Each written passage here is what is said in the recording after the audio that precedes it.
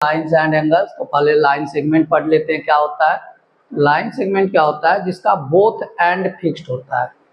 ये दोनों and point जो है आपका वो फिक्स्ड होना चाहिए, मतलब इसको एक्सटेंड नहीं कर सकते हैं। कैसे, लेफ्ट और राइट में एक्सटेंड नहीं कर सकते। ये अब फिक्स्ड वैल्यू मिल गई है। जैसे मान लीजिए सपोज कीजिए 5 सेंटीमीटर का एक लाइन सेगमेंट है सपोज कीजिए, तो ये फिक्स्ड हो गया। अब इसको आप एक्सटेंड नहीं कर सकते हैं, इधर और इधर लेफ्ट और राइट में एक्सटेंड नहीं कर सकते हैं। तो ये क्या हो गया, आपका लाइन सेगमेंट हो गया। क्या है मतलब, बोथ एंड फिक्स्ड, मतलब दोनों जो है एंड पॉइंट वो फिक्स्ड है। इसमें देखिए एरो लगा हुआ नहीं है। एरो का मतलब होता है तो आप आगे और भी उसको एक्सटेंड कर सकते हैं। अगर ऐसा बात हो रहा है तो इसको हम क्या कहते हैं, लाइन सेगमेंट कहते हैं। अब है बात रे। रे क्या होता है, रे जैसे मान लीजिए कोई बल्ब लगा हुआ है, यहाँ जैसे ट्यूबलाइट है, बल्ब है, बल्ब से रे आ रही है, तो उसका वन एंड क्या होता है, फिक्स्ड होता है। देखिए जहाँ से सोर्स आ रहा है वहाँ क्या है, ये पॉइंट फिक्स्ड है। जैसे होल्डर में बल्ब लगा हुआ है तो होल्डर एक फिक्स्ड पॉइंट है, तो वहाँ से जो रे आ रही है वो क्या होगा, आगे एक्सटेंड होगा, मतलब आप इसको आगे और भी बढ़ा सकते हैं। तो कहने का क्या मतलब है, कहने का मतलब है जिसका वन एंड फिक्स्ड हो और अदर क्या हो, अनफिक्स्ड हो, उसको हम लोग क्या कहते हैं, रे कहते हैं।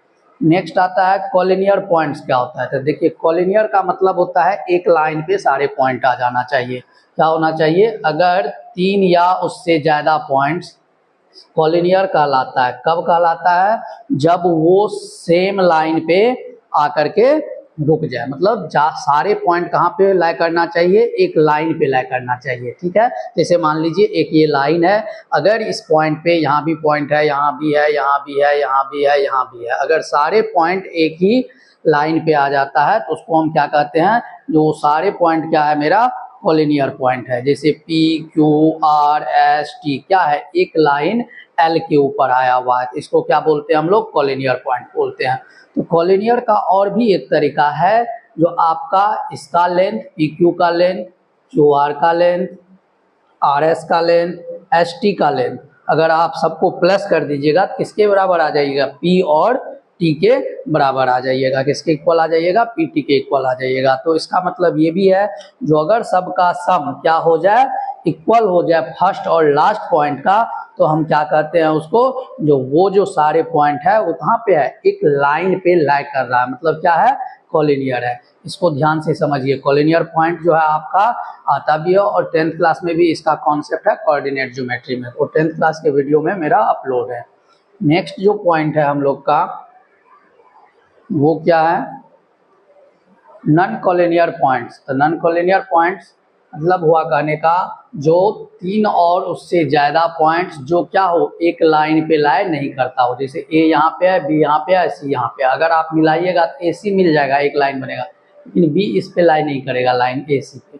तो इस टाइप से हम इसको क्या बोलते हैं, नॉन कॉलिनियर पॉइंट्स बोलते हैं। फिर है इंटरसेक्टिंग लाइन। तो इंटरसेक्टिंग लाइंस क्या होता है, जब दो लाइन आपस में इसे इंटरसेक्ट कर जाए, एक पॉइंट पे कट करे। जब दो लाइन एक पॉइंट पे इसे कट करने लगता है तो उसको क्या बोलते हैं, इंटरसेक्टिंग लाइंस बोलते हैं। जैसे मान लीजिए ये एक लाइन है ए बी और दूसरा ये लाइन सी डी है, ये दोनों एक पॉइंट पी पे कट हुआ है यहाँ पे, तो इसको हम क्या बोलते हैं, इंटरसेक्टिंग लाइंस बोलते हैं। If two lines intersect at a point then they are called intersecting lines. क्यों, क्योंकि ये देखिए ऐसे ये लाइन आया, ऐसे ये लाइन आया, दोनों कहाँ पी पे जो है इंटरसेक्ट हुआ है, इसको क्या बोलते हैं, इंटरसेक्टिंग लाइंस बोलते हैं। नेक्स्ट है पैरेलल लाइंस। पैरेलल लाइंस क्या होता है, इसको पैरेलल लाइंस को इसे इंडिकेट करते हैं। और ये होता क्या है पैरेलल लाइंस, तो पैरेलल लाइंस होता है आपका दो ऐसा लाइन जिसके बीच में परपेंडिकुलर डिस्टेंस, ये देखिए परपेंडिकुलर डिस्टेंस है h1, ये वाली डिस्टेंस, ये वाली डिस्टेंस, ये वाली डिस्टेंस, मतलब जितने भी जगह आप परपेंडिकुलर डिस्टेंस लेंगे वो सभी का वैल्यू क्या हो जाएगा, इक्वल हो जाएगा। तो आपका क्या होना चाहिए, ये h1 equal to h2 equal to h3 equal to h4 equal to h5 अगर दे दे, मतलब हुआ कहने का, जो किसी भी पॉइंट पे अगर परपेंडिकुलर डिस्टेंस सेम आ जाए तो हम उसको क्या बोलते हैं, जो पैरेलल लाइंस है। ठीक है, ये क्लियर हो गया होगा आप लोगों को। जैसे जो है एंगल, एंगल क्या होता है, तो एंगल कैसे बनता है, टू रेज से बनता है। टू रे, अगर किसी एक पॉइंट से टू रे निकल रहा है, दो रेज निकल रहा है किसी एक पॉइंट से, वहां पे क्या बनेगा, एंगल बनेगा। इसका क्या होना चाहिए आपका, it is form by two rays with common initial point. Two rays निकलना चाहिए लेकिन कॉमन क्या होना चाहिए, इनिशियल पॉइंट होना चाहिए। इनिशियल पॉइंट दोनों का, इस रे का भी और इस रे का भी, देखिए दोनों का कॉमन पॉइंट क्या है आपका, कॉमन पॉइंट बी है। इसको केस क्या हम लोग बोलते हैं, एंगल बोलते हैं।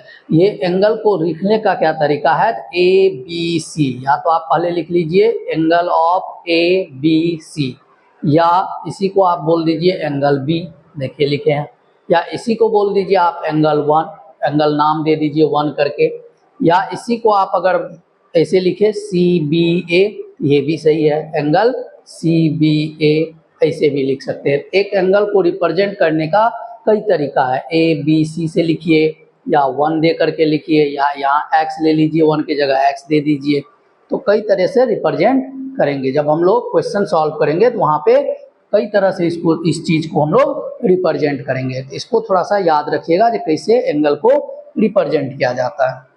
अब आता है टाइप्स ऑफ एंगल्स, क्या आता है, टाइप्स ऑफ एंगल्स।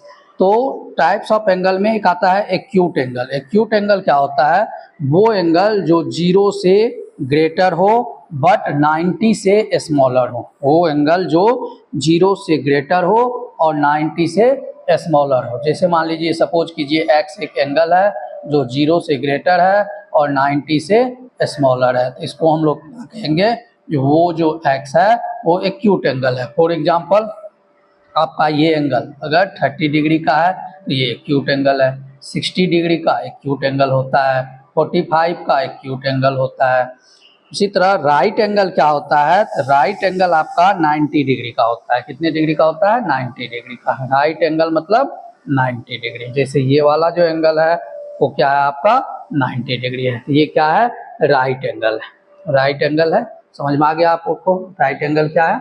अब देखिए आपका सर ऑब्ट्यूस एंगल क्या होता है। ऑब्ट्यूस एंगल हम लोग बोलते हैं, ये ऑब्ट्यूस एंगल हमेशा 90 से ग्रेटर होता है, 90 डिग्री से ग्रेटर होता है बट लेस देन 180 डिग्री होता है। तो 90 से ग्रेटर, जैसे 95 डिग्री हो गया आपका, नहीं 100 डिग्री हो गया, 110 डिग्री हो गया, 160 डिग्री हो गया, 179 डिग्री तक क्या होगा आपका ऑब्ट्यूस एंगल होगा।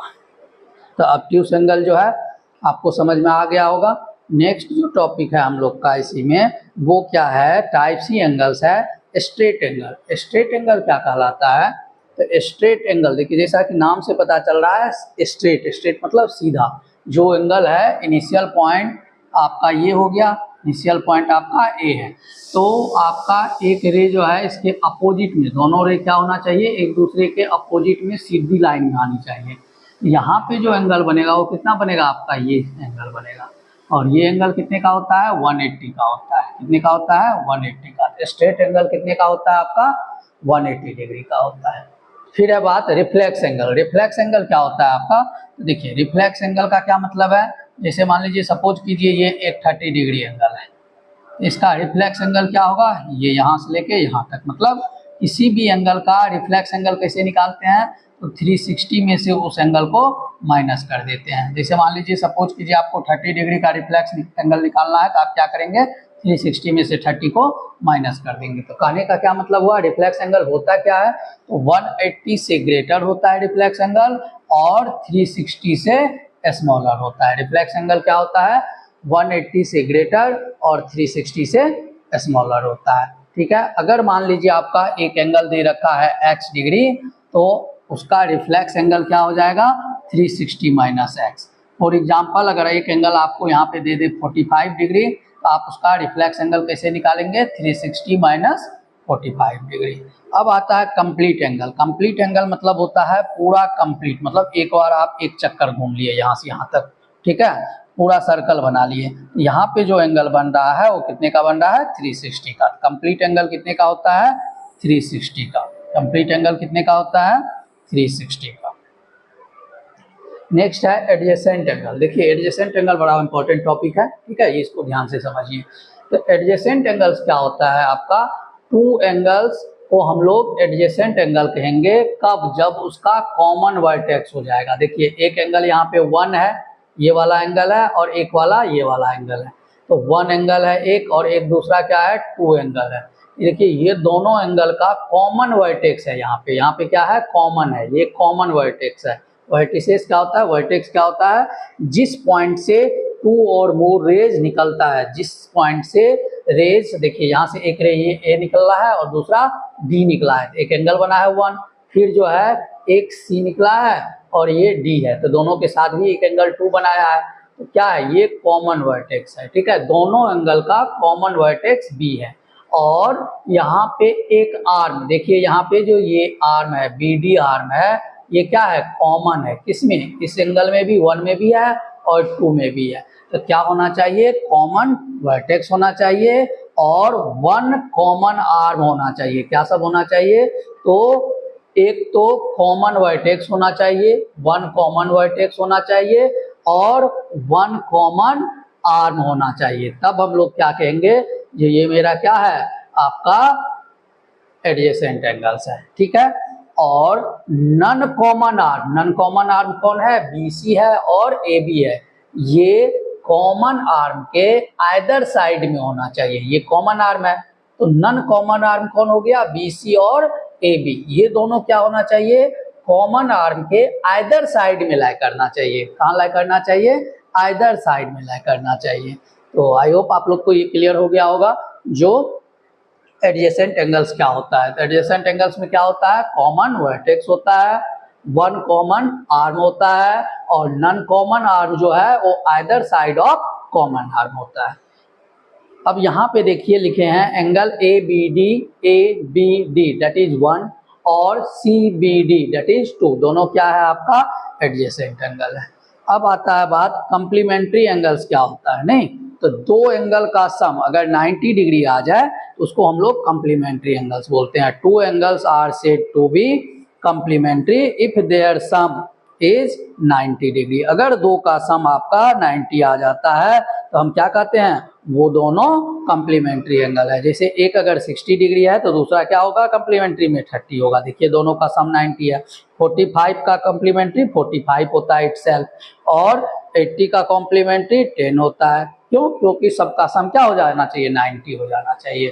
तो मुझे लग रहा है आपको ये टॉपिक तो क्लियर हो गया होगा। और नेक्स्ट जो है आपका ये क्या है हम लोग का, इसी में नेक्स्ट टॉपिक देखते हैं हम लोग। नेक्स्ट टॉपिक है हम लोग का सप्लीमेंट्री एंगल्स। सप्लीमेंट्री एंगल्स क्या होता है? तो सप्लीमेंट्री एंगल्स क्या होता है? जब 2 एंगल्स आर सप्लीमेंट्री, जब उसका सम क्या हो जाना चाहिए? 180 हो जाना चाहिए। जैसे कम्प्लीमेंट्री में 2 एंगल का सम 90 होता था, उसी तरह सप्लीमेंट्री में आपका 2 एंगल का सम कितना होना चाहिए? 180 होना चाहिए। जैसे अगर एक एंगल आपका 30 है तो दूसरा क्या हो जाएगा? 150। क्यों? क्योंकि 30 + 150 180 होता है। उसी तरह 60 और 120 को अगर आप प्लस कीजिएगा तो 180 आ जाएगा। 50 और 130 को प्लस कीजिएगा तो 180 आ जाएगा। तो सप्लीमेंट्री एंगल, जैसे मान लीजिए अगर आपको 10 दे देंगे, एक एंगल 10 दे देंगे, आप बोलेंगे इसका सप्लीमेंट्री फाइंड करो, तो आप क्या करेंगे? 180 में से 10 को माइनस कर लेंगे, तो क्या निकल गया? आपका सप्लीमेंट्री एंगल्स निकल गया। एक 10 डिग्री हो गया, दूसरा 170 डिग्री हो गया। तो सप्लीमेंट्री एंगल्स कैसे फाइंड करते हैं? जो एंगल गिवन होता है उसको 180 में से माइनस कर देते हैं। अब बात आता है लीनियर पेयर का। लीनियर पेयर देखिए, जैसा कि नाम से पता चल रहा है लीनियर, लीनियर मतलब एक लाइन। अब एक लाइन हो गया, तब लीनियर पेयर, पेयर मतलब दो, तो 2 एंगल एक लाइन पे अगर 2 एंगल आ जाए, एक ऐसे आ गया और एक ऐसे आ गया, तो ये दोनों का सम क्या होता है? 180 डिग्री होता है। ये दोनों का सम कितना होता है? Always 180 degree. एक लाइन पे 2 एंगल का सम क्या होता है? 180। अगर 2 दिया तो हम लोग उसको बोलते हैं लीनियर पेयर से। कहाँ से? लीनियर पेयर से। कहाँ से? ये दोनों 1 और 2 मिल करके कैसे हुआ 180 डिग्री? क्योंकि लीनियर पेयर है। लेकिन अगर इसी पे आपका मान लीजिए, सपोज कीजिए इसी पे अगर आपका ऐसे आ जाए, ऐसे, अब यहाँ पे एंगल क्या आ गया? एक 1 आया, 2 आया और 3 आया। तो 2 से ज़्यादा एंगल अगर आ जाता है फिर भी इसका सम 1 + 2 + 3, फिर भी क्या होता है? इसका सम आपका 180 होता है। लेकिन यहाँ पे लिखते समय हम लोग क्या लिखेंगे? Straight angle property. क्या लिखेंगे? स्ट्रेट एस फोर स्ट्रेट और ए फोर एंगल और P four property. Straight angle property क्या यूज करेंगे, फिर हम लोग स्ट्रेट एंगल प्रॉपर्टी यूज करेंगे, लिखेंगे। नेक्स्ट है हम लोग का वर्टिकली अपोजिट एंगल। तो देखिए जब दो लाइन आपस में ऐसे इंटरसेक्ट होता है तो इस तरह से जो अपोजिट एंगल होता है, जैसे मान लीजिए ये ऐसे करके कट किया है तो यहाँ पे देखिए एक वन एंगल यहाँ पे है और टू यहाँ पे है, ये दोनों अपोजिट में है, इसको हम लोग क्या बोलते हैं, ये दोनों एंगल इक्वल होता है। और उसी तरह ये दोनों क्या है आपका इक्वल है। तो कहने का क्या मतलब है, जो अपोजिट एंगल जो होगा वो दोनों इक्वल होगा जब दो लाइन ऐसे इंटरसेक्ट करेगा एक पॉइंट पे। तो अपोजिट एंगल इसको बोला जाता है वर्टिकली अपोजिट एंगल। क्या बोला जाता है, वर्टिकली अपोजिट एंगल्स। तो आई होप आप लोग को ये बात समझ में आ गया होगा जो मेरा वर्टिकली अपोजिट एंगल क्या होता है।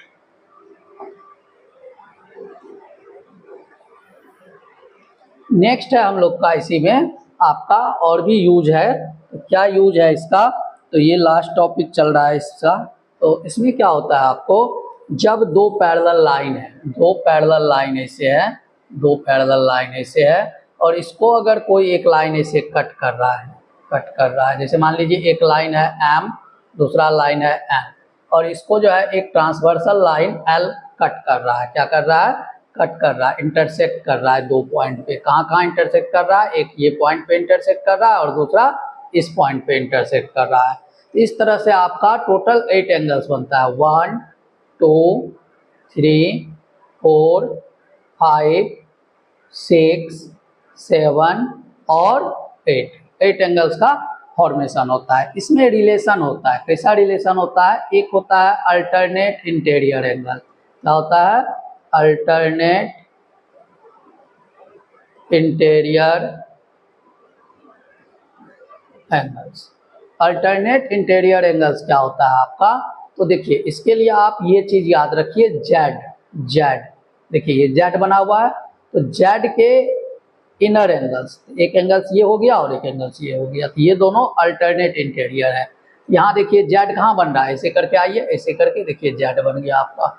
देखिए यहाँ से मैं आपको क्लियर और कर रहा हूँ, तो कैसे बन रहा है ये, देखिए जेड यहाँ से देखिए ऐसे आए और ऐसे गए, तो देखिए जेड कहाँ कहाँ बना, एक 4 बनाया, ये एंगल जेड में अंदर आया है और एक 6 आया है।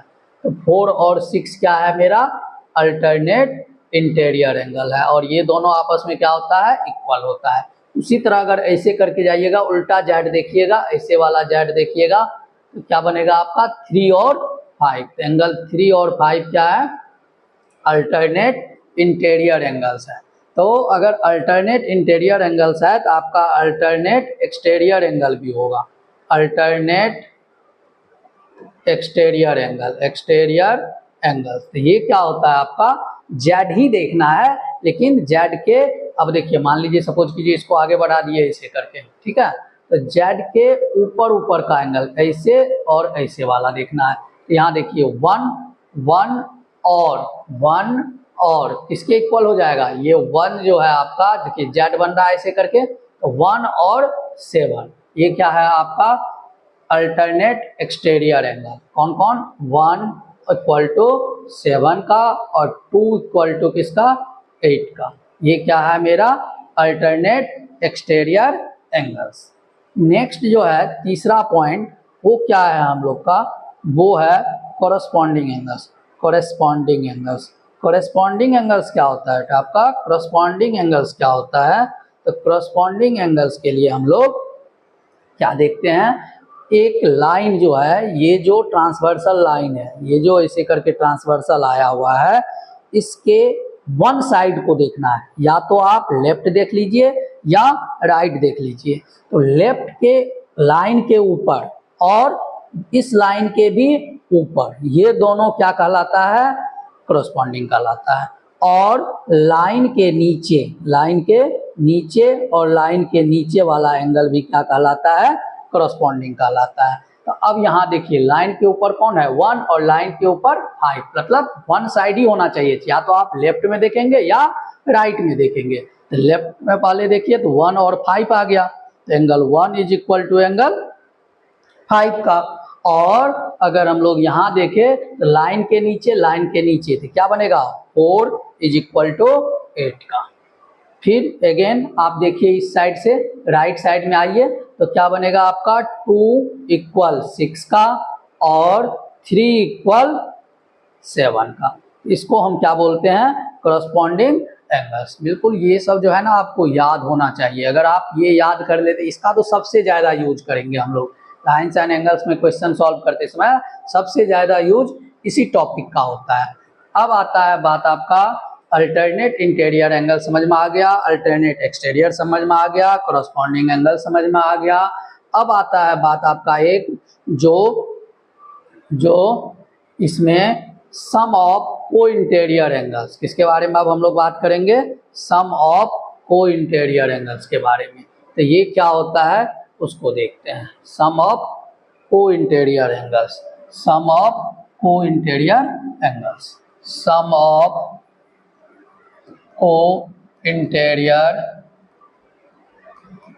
एंगल्स, सम ऑफ को इंटीरियर एंगल्स बोलिए, या नहीं तो इसको ऐसे भी बोला जाता है sum of angles on same side of transversal lines, on same side